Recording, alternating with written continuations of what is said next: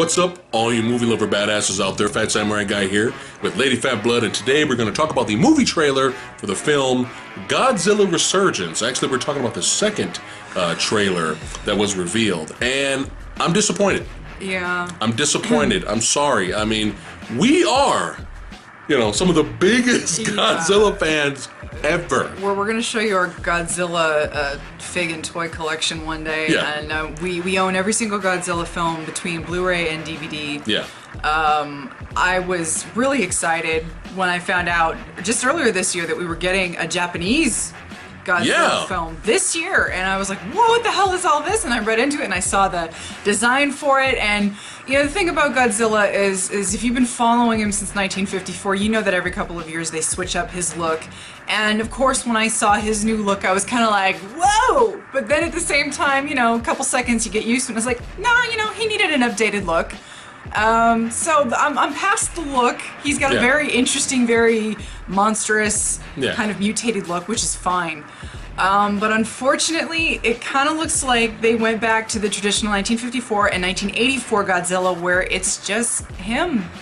It's not what we want. I mean, okay, here's the thing. 2014, Godzilla, the American version of Godzilla, came out and was not terrible.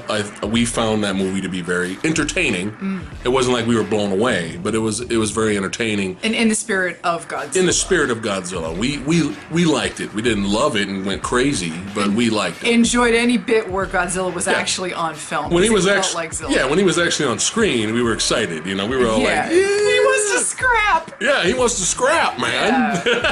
Yeah. So I mean, in the old cheesy Godzilla films where the guys in the rubber suits.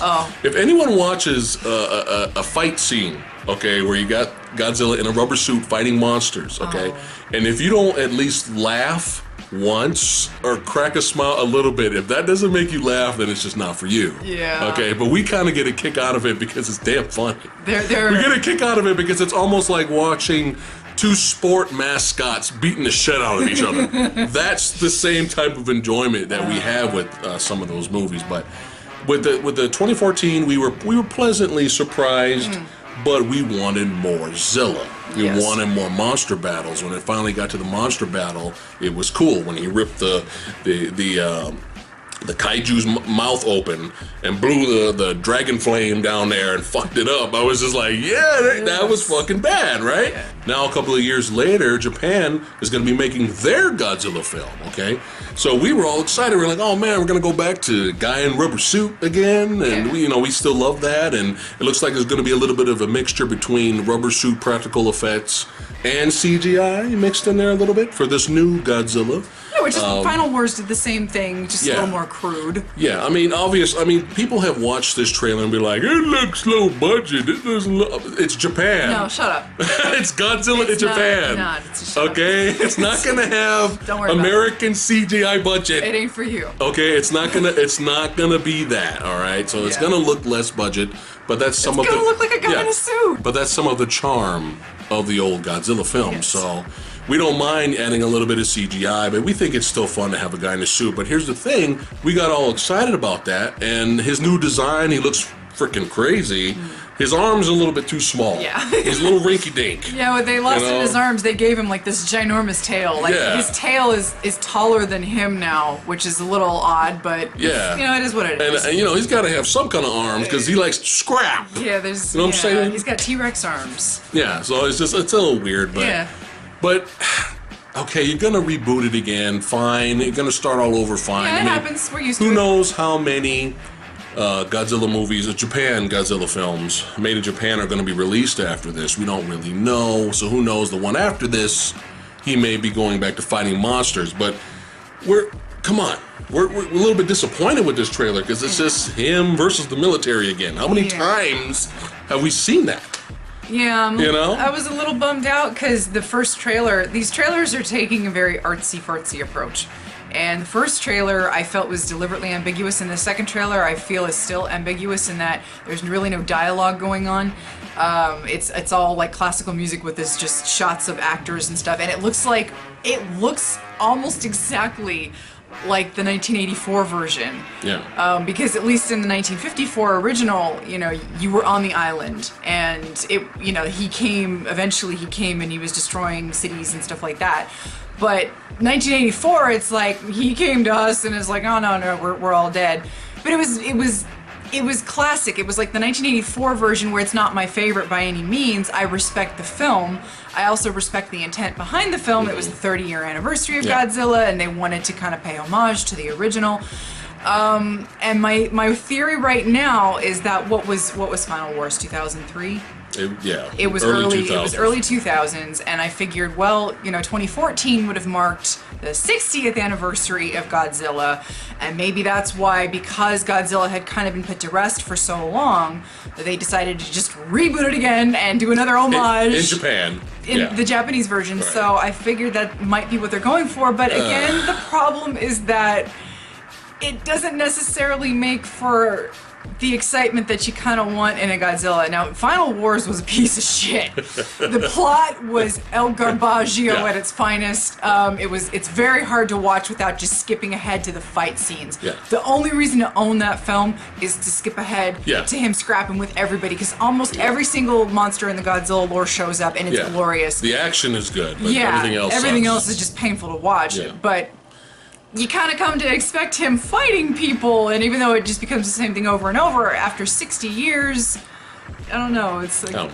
I don't know. I think maybe some of it, some of the reason why we might be a little bit disappointed is because we heard the news, the insane, crazy, what the fuck, this is actually happening news of the sequel to the American Godzilla, 2014 Godzilla here, where Mothra's gonna be in the movie. We at least have the rights to all these characters. King Ghidorah might be in the movie. Rodan might be in the movie. Yeah. Once we heard that, like, we might be getting 3 monsters in the next Godzilla movie. We went crazy. So we were already excited for that. Yeah. And then hearing news after that in the new upcoming Skull Island King Kong movie, that after that's come out, we might get a Godzilla versus King Kong movie. Yeah. So after hearing all of this news, and then here we go, we're going back to Japan, and it's just like, oh, he's fighting the military again. Yeah. Yay. He's pissed off at us fucking up the planet again.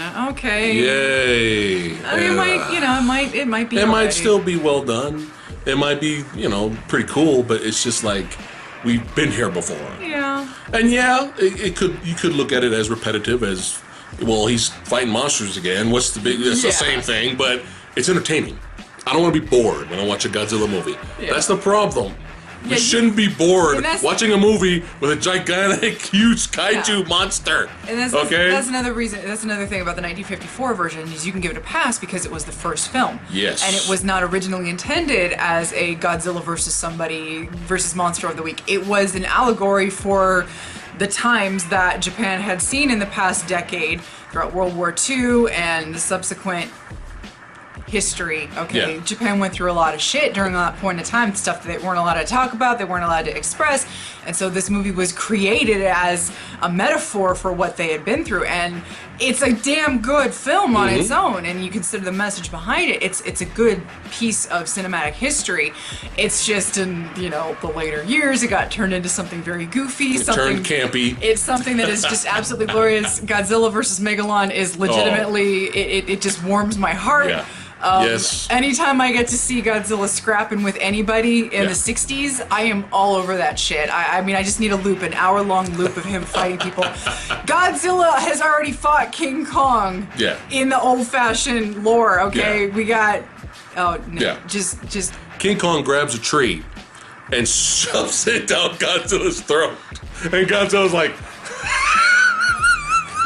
And see, if you don't laugh at that, if that doesn't look hilarious, and you don't get any tiny bit of enjoyment of looking at that, then this series isn't for you. And I think in the end, which is fine. That's kind of why I ended up enjoying the 2014 a lot, was that it did remind me of the 1954 slightly, in that it was more human character driven, it was more story driven.